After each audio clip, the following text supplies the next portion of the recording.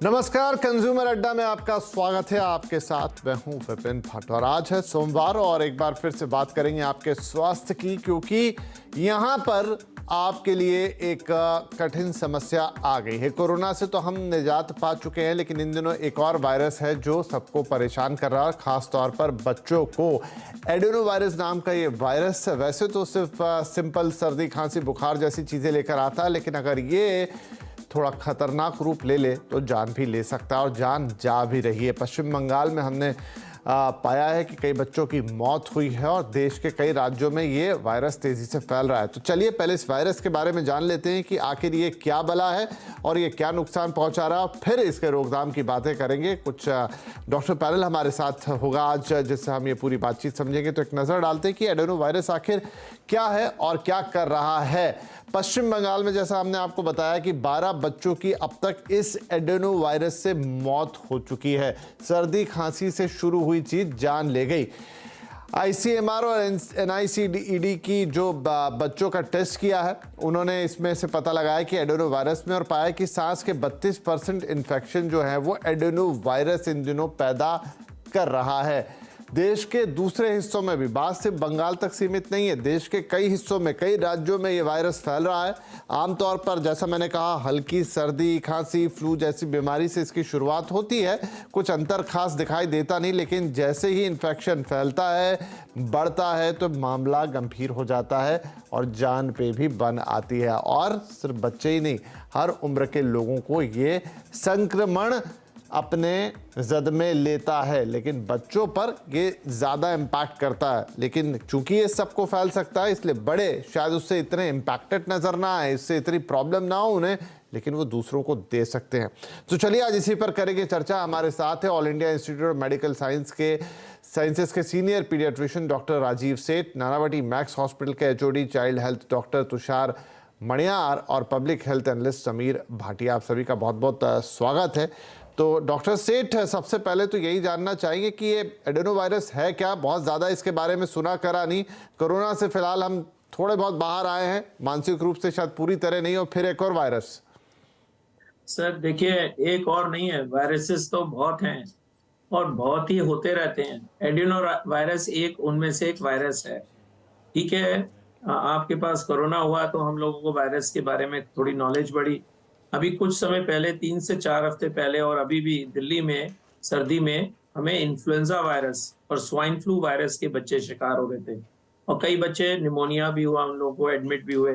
अब adeno virus एक और वायरस है। तो ये वायरसेस आते जाते रहते हैं, इसमें इतना डरने की बात नहीं है, क्योंकि वायरल इन्फेक्शंस जिनकी वैक्सीन्स हैं और वो आप बच्चों को मिलती हैं, जैसे कोविड इज ए वायरस, तो उसकी अभी तक तो 12 साल से ऊपर के लिए, लेकिन एडिनो वायरस की वैक्सीन हमारे इंडिया में अभी कोई बनी नहीं है, ना मेरे ख्याल से अभी बनने का कोई चांस भी है, because this is not such a huge problem. और इसमें कोरोना वायरस को देखते हुए इतनी कोई सीवियर मॉर्बिडिटी और मोर्टेलिटी भी नहीं है।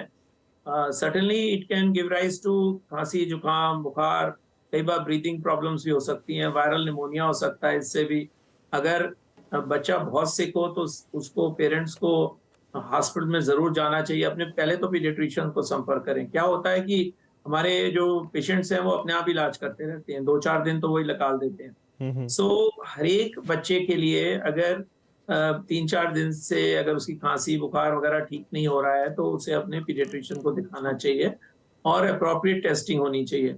ब्लाइंडली एंटीबायोटिक्स शुरू कर देते हैं कई बार पेरेंट्स, वो भी गलत है, क्योंकि antibiotics work on bacteria, they don't work on virals. और एडिनो वायरस में कोई एंटीवायरल ड्रग और कोई एंटीबायोटिक काम नहीं करेगी। सो लोग अपने एनेक्डोटल केसेस से, किसी को एडिनो वायरस हुआ, किसी को, तो एकदम वो बहुत चिंतित हो जाते हैं। चिंता करने की बिल्कुल जरूरत नहीं है, यही मेरा मैसेज है। चलिए, तो चिंता ना करें, लेकिन सतर्क रहें, सावधान रहें। बच्चे को अगर 3-4 दिन से ज़्यादा सर्दी खांसी जुकाम बुखार है तो फिर डॉक्टर से ज़रूर संपर्क करें। डॉक्टर तुषार, ये बताइए कि ये एडेनो वायरस का कोई खास सीजन है? जैसे अभी जो हम देख रहे हैं कि ऋतु परिवर्तन हो रहा है, इस बार तो समय से पहले ही हो रहा है, थोड़ा गर्मी अभी शुरू हो गई है, ठंड सुबह शाम तो रहती है लेकिन दिन बहुत गर्म हो जाते हैं। एक तो ये चीज, और दूसरी ये कि इसका संक्रमण किस तरीके से होता है, जैसे बाकी संक्रमण वो, और हालांकि हम जान रहे हैं कि सब में होता है, लेकिन सिर्फ बच्चों को इतना इम्पैक्ट क्यों? Thank you. जैसे इन्फ्लुएंजा की वायरस की सीजन डिफाइंड है कि मानसून के पहले या सर्दी के मौसम शुरू होने के टाइम में ज्यादा हो जाता है। एडिनो वायरस का कोई पर्टिकुलर सीजन ऐसे डिफाइन नहीं किया गया है, बल्कि जैसे कोई भी वायरस की वजह से whenever there is season change, तब ज्यादा जाके वायरस नंबर्स बढ़ जाते हैं। और जब भी कोई भी जगह पे बच्चों के कांग्रीगेशन, एक साथ बच्चे ज्यादा जमा होते हैं, जैसे कैंप में हो गया, ट्रिप पे हो गया, स्कूल ट्रिप में चले गए, तो वो टाइम में बच्चों को एक को हुआ तो बाकी सबको ज्यादा होने के चांसेस है। जब तक कि ये कैसे फैलता है, तो ये तीनों चीजों से फैलता है। जैसे हवा से फैलता है, जो हम लोग ड्रॉपलेट बोलते हैं, तो साथ में रहने से, रेस्पिरेशन से हवा, सर्दी खांसी हुआ तो उसको एरोसोल होके एक दूसरे को लग सकता है। दूसरा फोमाइट ट्रांसमिशन बोलते हैं, जैसे सरफेस पे कांटेक्ट हुआ तो छोटे बच्चे जो नर्सरी में या जूनियर केजी वगैरह में रहते हैं, साथ में रहते हैं, तो एक दूसरे के आइटम्स शेयर करते हैं, उससे भी होता है। और लास्टली जो कॉमन प्रेजेंटेशन एडिनोवायरस का डॉक्टर शेख ने अभी बताया, जैसे ज्यादा करके रेस्पिरेटरी प्रॉब्लम्स, सर्दी खांसी जुकाम बुखार वो सब रहता है। वैसे छोटे बच्चों में कभी कभी ये ज्यादा करके पेट दर्द या लूज मोशंस जैसे कि जुलाब वगैरह की शिकायत से भी आता है। तो वो ओरोफिकल, जैसे मुंह में से पानी या खाने पीने की आइटम की वजह से एक दूसरे से लग सकता है। चलिए, तो ये वो चीज़ें हैं जिनका ख्याल रखना ज़रूरी है। थोड़ा ग्राउंड चेक लेते हैं। समीर भाटी साहब, दिल्ली के क्या हाल है? जैसे अभी डॉक्टर सेट खे ही रहे थे, हमने तो ज़्यादातर केसेस बंगाल में सुने, लेकिन हम मुंबई में भी इसके केसेस सुन रहे हैं। बंगाल में तो हमने देखा डेथ भी हो गई बच्चों की बड़ी संख्या में। तो क्या हाल है दिल्ली के, और क्या कोई पर्टिकुलर टेस्ट है इसका जो करवाया जाता है? बिल्कुल बिल्कुल, देखिए इसमें टेस्टिंग की बात करूं तो स्पेशली इसमें भी मॉलिक्यूलर टेस्ट अवेलेबल है। जैसे हम कोविड में देख रहे थे कि पीसीआर टेस्ट इसके लिए अवेलेबल है, एंटीजन टेस्ट अवेलेबल है इसके लिए। बाकी जिस तरह से इसकी हम जीनोम सीक्वेंसिंग भी, की सीरोटाइप कौन सा आपका टाइप है, बिकॉज इसमें अगर आप देखें तो टोटल 50 तरह के एडिनो वायरस है। तो हम इसमें अभी जिस तरह का डेटा अवेलेबल है उसमें एडिनो वायरस 7 जो सीरोटाइप है वो थोड़ा ज्यादा खतरनाक है, और एडिनो अभी फिलहाल जो मोस्ट प्रिवेलेंट है वो एडिनो टाइप 3 है जो अभी ज्यादा प्रिवेलेंट है। मेजॉरिटी 7 और 3 की सीरोटाइप की है, तो इसका हम ये भी पता लगा सकते हैं कि कौन सा सीरोटाइप है। इसके अलावा अगर फिलहाल मैं बात करूं तो देखिए ज्यादातर अभी सर्दियों के बाद जब मौसम चेंज होता है तो उस समय थोड़ा सा पीक पे आते हैं, ये केसेस काफी ज्यादा बढ़ते हैं, दिल्ली में भी अभी देखें। बट अभी टेस्टिंग उस तरह से उतनी ज्यादा नहीं हो रही कि हम स्पेसिफिकली ये बता पाए। बट क्योंकि ज्यादातर इसमें देखा जाता है कि आपके सिम्टम है वो कॉमन सिम्टम्स ऑलमोस्ट सेम होते हैं, तो कई बार डिफरेंशिएट करना उसको काफी मुश्किल हो जाता है। तो इसीलिए जैसा अभी बताया हमारे दोनों पेडिट्रिशियन ने कि एक बार अपने क्लिनिशियन से जरूर मिले, ताकि क्लिनिकली देख के वो सिम्टम्स को एनालाइज करने के बाद अगर उनको लगता है फर्दर तो वो टेस्ट के लिए भेज सकते हैं, क्योंकि ये भी कंटेजियस है।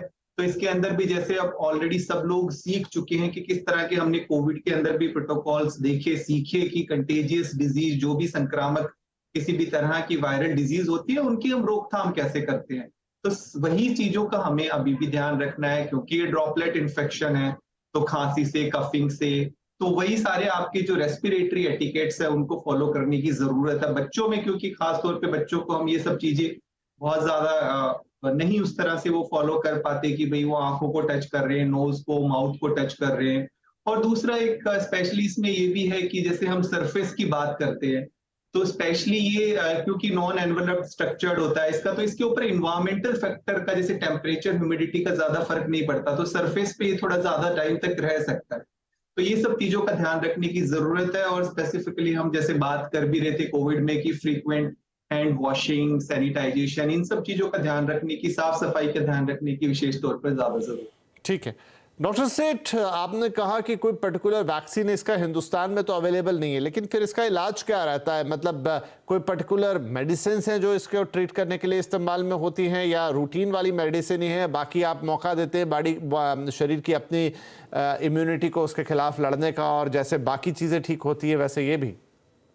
सर वैक्सीन तो इंडिया का कहीं बनी नहीं है इसकी, और इसके लिए सिम्टोमेटिक ट्रीटमेंट करना पड़ता है। अगर बच्चे को बुखार है तो बुखार की दवा दी जाती है, उसका अगर जुकाम है तो जुकाम की, कोल्ड कंजेशन की जो भी दवाइयाँ कंजेशन को और एंटी एलर्जिक मेडिसिन होती हैं वो दी जाती हैं। बच्चे को वार्म फ्लूइड्स दे सकते हैं, पानी ज़्यादा, क्योंकि अगर हाई फीवर होता है तो बच्चों को 10 to 20% ज़्यादा वाटर की नीड्स होती हैं, तो बच्चे काफ़ी वार्म फ्लूइड्स वगैरह लेते रहें। डिहाइड्रेट नहीं होना चाहिए बच्चों को। बच्चे अगर खाना बंद कर देंगे तो they can get weight loss as well, तो उनको हाई प्रोटीन डाइट, उनको रिकवरी के लिए जो भी आई वुड से आइसोलेशन करना बहुत ज़रूरी है। क्योंकि होता क्या है कि पेरेंट्स बड़ी जल्दी से बच्चों को स्कूल भी भेज देते हैं, और अगर स्कूल में एक बीमार बच्चे को भेजेंगे तो और बहुत सारे जो नॉर्मल बच्चे हैं उनमें भी ये बीमारी फैलेगी।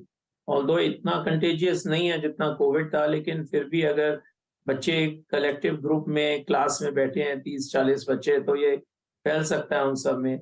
और इसकी सबसे ज़्यादा प्रॉब्लम यही है कि जो उनका स्कूल एब्सेंस, स्कूल मिसिंग, जो छोटे बच्चे हैं वो मिस कर लें तो अलग बात है, लेकिन अगर बड़े बच्चे हैं जिनको एग्जाम्स देने हैं, 10th के बोर्ड आ रहे हैं, कोई 11th 12th के हायर एग्जाम्स हैं, अगर उनका स्कूल या उनका एग्जाम मिस होता है तो बहुत समस्या बन सकती है।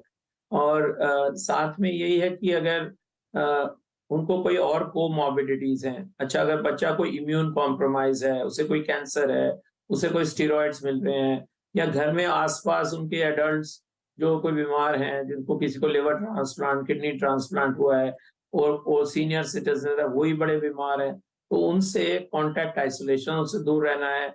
और अपने को, जैसे डॉक्टर साहब ने अभी बताया, हाथ, जैसे कोविड के precaution, standard hand sanitisations, you could wear a mask is great, but the thing is बच्चों में मास्क पहन के और पहनाना, उनको पहन के स्कूल भेजना बहुत ही मुश्किल काम है। इसलिए ना ही स्कूल जाएं तो मैं कहूँगा अच्छा रहेगा। अगर स्पेशली उन्हें फीवर है तो जरूर ना जाएं, लेकिन जल्दी से इस बीमारी को पकड़ें, क्योंकि एक तो वो ठीक होना चाहते हैं, उसके अलावा आप इस बीमारी को और बच्चों में फैलाना नहीं चाहते हैं।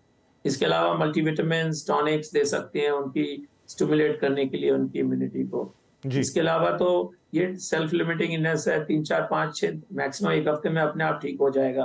और इसका डायग्नोसिस भी इतना ज्यादा हो गया है क्योंकि अब हमारी कंट्री में मॉलिक्यूलर टेस्ट आ गए हैं, RT-PCR है, ये सारे टेस्ट हैं। आप एक ब्रोंकियल लवाज ले लेते हैं और इसमें मॉलिक्यूलर डायग्नोस्टिक्स टेस्ट कर लेते हैं। हम जब एम्स में आज से 80s में थे तो ये टेस्ट तो अवेलेबल नहीं थे, बीमारियां ये तब भी चलती थी और सब ठीक हो जाती थी। अब जितना आपको अवेयरनेस बढ़ रही है, जितने आपके टेस्ट बढ़ रहे हैं, तो डायग्नोस्टिक्स बढ़ रहा है, तो एक नई नई बीमारी लोगों के अवेयरनेस में आ रही है, which is good. Civil society should know, parents should know, but most important है protect their child, protect the others around the child. जी बिल्कुल। तो डॉक्टर तुषार, जैसे डॉक्टर साहब कह रहे हैं कि ये मैं आजकल कई बीमारियों के लिए सुनता हूँ, जैसे सडन हार्ट अटैक की खबरें बहुत आ रही है, तो वो ये कई जगह ये रीज़न दिया जाता है कि रिपोर्टिंग अब काफ़ी होने लग गई है। ऐसा नहीं है कि ये ऑल ऑफ सडन होने लगा, पहले भी होते थे, जो अब रिपोर्ट ज़्यादा होते हैं, अवेयरनेस ज़्यादा है। तो अब जैसे इसमें कुछ बच्चों की डेथ भी हो गई, हम सुन रहे हैं 12-13 बच्चे, तो क्या ये चीज़ एक आप मानेंगे कि अब बहुत डिटेल उनके बारे में नहीं पता कि कितने उनके इम्यून कंप्रोमाइज थे या उनका क्या हुआ, लेकिन हाँ ये रिपोर्ट ज़रूर हुआ है, तो इसको कैसे देखें? क्योंकि बच्चों की जान भी ले रहा है, एक तरफ हम ये भी कह रहे हैं कि नहीं भाई उतनी डरने की ज़रूरत नहीं है, जैसा बाकी के वायरल फीवर ठीक होते ये भी ठीक होगा, लेकिन वहीं माता पिता घबरा जाते कि अरे भाई बंगाल में 13 डेथ हो गई बच्चों की। जी, सबसे बड़ी बात यह है कि बाकी फ्लू और बाकी वायरसेस की वजह से ज्यादातर बच्चों को, ज्यादातर मतलब बहुत सारे बच्चों को एडिनो वायरस अपने आप ठीक हो जाता है। वो हम लोग क्या बोलते हैं कि जब वो फीवर 4 से 5 दिन से ज्यादा चलने लगे, या आपका बच्चा बहुत ज्यादा खांसता है और बाद में उसको सांस लेने में तकलीफ हो रही है, या उसकी ऑक्सीजन सैचुरेशन कम हो रही है, या बच्चा पानी नहीं पी रहा है, डिहाइड्रेशन लग रही है, यूरिन कम हो रहा है, अगर ऐसा कोई भी डाउट आपको लगे तो आप तुरंत अपने डॉक्टर से सलाह लीजिए। और जैसे डॉक्टर शेख ने बताया, हर एक बच्चों में डायग्नोस्टिक टेस्ट करने की बिल्कुल जरूरत नहीं है। मेजॉरिटी ऑफ एडिनो वायरस अपने आप ठीक होता है, बट जब अपने को लगे कि नहीं ये बच्चा एडमिशन, उसको हॉस्पिटल में एडमिट करना पड़ता है, भर्ती करना पड़ता है, तो तभी अपने को उसका डायग्नोसिस करना बहुत जरूरी है। उसके डायग्नोसिस करने से 2-3 फायदे हैं। एक तो कि अपने को पता चलेगा कि ये एडिनोवायरस ही है, तो उसको आगे कैसे हैंडल किया जाए, मतलब क्या कॉम्प्लिकेशन एक्सपेक्ट करें, कैसे प्रोटेक्ट करें। और जब अपने को मालूम है कि ये एडिनोवायरस है, तो हम और बीमारियां के पीछे उसका डायग्नोसिस के लिए टाइम वेस्ट न करते हुए एडिनोवायरस की ट्रीटमेंट पे फोकस करें। सो मेरा मैसेज ये रहेगा कि जब बच्चा ज्यादा सिक, ज्यादा बीमार लगे, तो तुरंत अपने डॉक्टर से कांटेक्ट करिए और भर्ती करने की जिसको जरूरत पड़े उसको खास करके सारे इन्वेस्टिगेशंस करवा लीजिए। जी। या तो आपके बच्चे को अगर कोई प्री एग्जिस्टिंग पहले की कोई ऑलरेडी बीमारी है, जैसे डॉक्टर साहब ने बताया कैंसर है, डायबिटीज है, या कोई और तरह का लंग्स का प्रॉब्लम है, तो वहां पे ज्यादा दिक्कत है, राइट? ठीक है सर, बिल्कुल बिल्कुल, इस बात का ध्यान रखना बेहद जरूरी है, लेकिन घबराना भी नहीं। एक छोटा ब्रेक ले रहे हैं यहाँ पर, और ब्रेक के बाद कुछ और इंपॉर्टेंट तथ्य, क्योंकि इन दिनों जैसे डॉक्टर साहब कह रहे हैं नए नए वायरस, अवेयरनेस बहुत सारा, तो थोड़ा कई बार चिंता का माहौल भी बन जाता है, लेकिन कैसे देखना है, कैसे समझना है, अवेयरनेस लानी है, लेकिन पैनिक नहीं करना है। एक छोटा ब्रेक के बाद ये कुछ और महत्वपूर्ण पॉइंट जिन्हें हम टच करेंगे। CNBC आवाज है बजट का असली डेस्टिनेशन। CNBC आवाज की बजट मेगा कवरेज का YouTube पर दबदबा। बजट के दिन YouTube पर मिले अपने कॉम्पिटिटर्स से 169% ज्यादा व्यूज। बजट के दौरान मिले आपके बेशुमार प्यार और विश्वास के लिए बहुत बहुत शुक्रिया। देखते रहिए CNBC आवाज।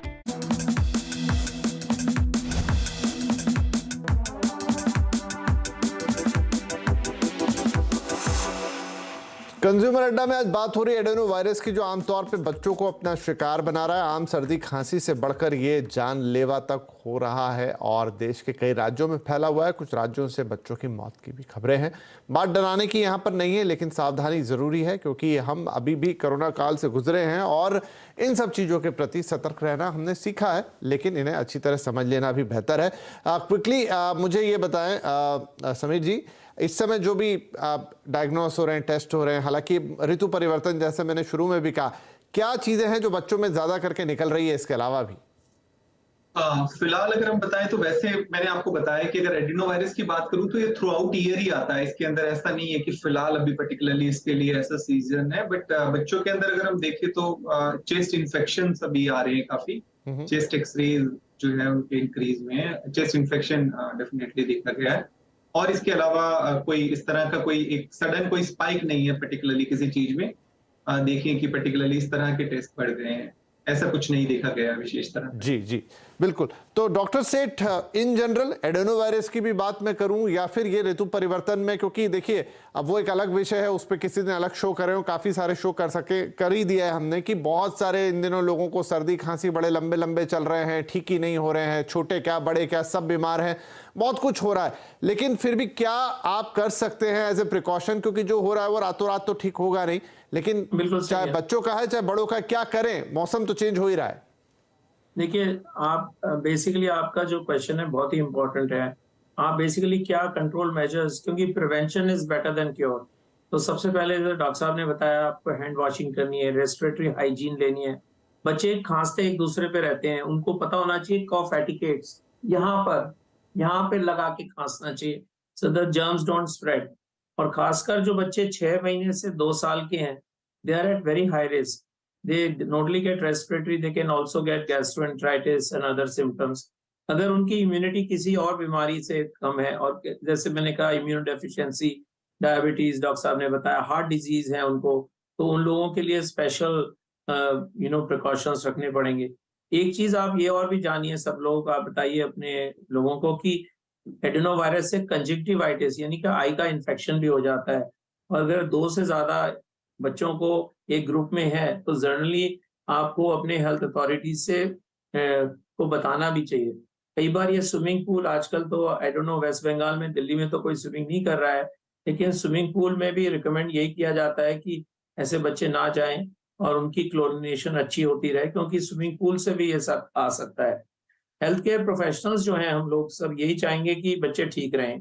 प्रिवेंशन के साथ साथ एक एंटीवायरल वैक्सीन जरूर है। मैं इसलिए नहीं कहना चाह रहा था क्योंकि ये सब लोग अमेरिका जाएं। वो अमेरिका में ओरल एक वैक्सीन है which is live non antiviral जो टाइप 4 और 7 के लिए यूज होती है। यूएस एफडीए ने इसे लाइसेंस किया हुआ है, खासकर जिनको फेब्राइल इलनेसेस या कोई कोमॉर्बिडिटीज हैं, और जनरली वो अपने मिलिट्री के पर्सन्स को देते हैं 17 से 50 साल के लोगों को। लेकिन हमारे यहाँ कोई ऐसी वैक्सीन नहीं है, और ये मैसेज नहीं जाना चाहिए कि आप वैक्सीन के लिए डॉक्टर साहब के पास जाएं अपने। लेकिन आपके अगर खांसी जुकाम बुखार 2-3 दिन 4 दिन से नहीं ठीक हो रहा तो आप अपने पीडियाट्रिशियन को दिखाएं, क्योंकि आप अपने आप जज नहीं कर पाएंगे।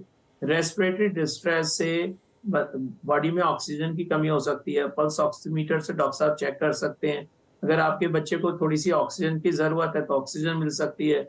अगर डिहाइड्रेटेड है तो उसको इंट्रावीनस फ्लूइड्स मिल सकते हैं, जिससे उसकी जान बच सकती है। जो आपके सीवियर केसेस जो आप बता रहे हैं, हो सकता है उनको एडिनोवायरस निमोनिया हुआ या एक्टिवेटेड डायरिया के साथ डिहाइड्रेशन हो गया और सही टाइम पे वो डॉक्टर्स के पास नहीं गए।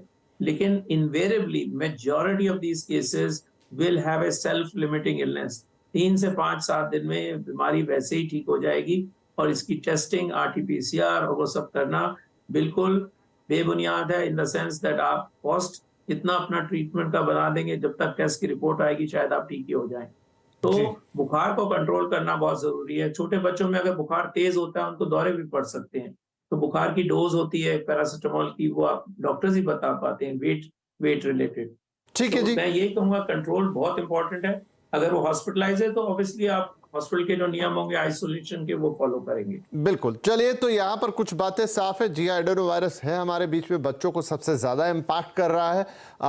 कोई वैक्सीन नहीं है, एक अलग बात है, लेकिन ये आम बुखार की ही तरह है। हाँ, 3 से 4 दिन अगर हो जाएं तो उसके बाद ज़्यादा ना खींचें, एक्सपर्ट को दिखाएं, डॉक्टर को दिखाएं, उनसे सलाह लें, आगे वो जैसा भी प्रिस्क्राइब करते हैं वैसा ज़रूर करें। और जो हाइजीन की हम बात कर रहे हैं, कोरोना ने हमें तो वो इतना तो सिखा गया है, और अब तब भी कोई सीजनल चीज़ें आ रही हैं तो बेस्ट हमारे पास है कि मास्क पहन ले, मास्क ना पहने तो कम से कम जो कफिंग एटिकेट्स हैं या बाकी चीज़ें हैं जिससे वो स्प्रेड ना हो, वो ज़रूर ध्यान रखें। अच्छा खान पान रखें, प्रॉपर आराम करें, और अपने बच्चों का ध्यान रखें, और थोड़ी अवेयरनेस उनमें भी लेकर आएँ कि इस तरह की चीज़ें हो रही हैं। तो आई थिंक ये कम से कम स्प्रेड होगा, और अगर हो भी जाता है तो किसी बच्चे का कोई नुकसान होने से हम बचा लेंगे। बहुत शुक्रिया आप तीनों ही मेहमानों का आज ये अहम जानकारियाँ हमारे साथ शेयर करने के लिए। नमस्कार।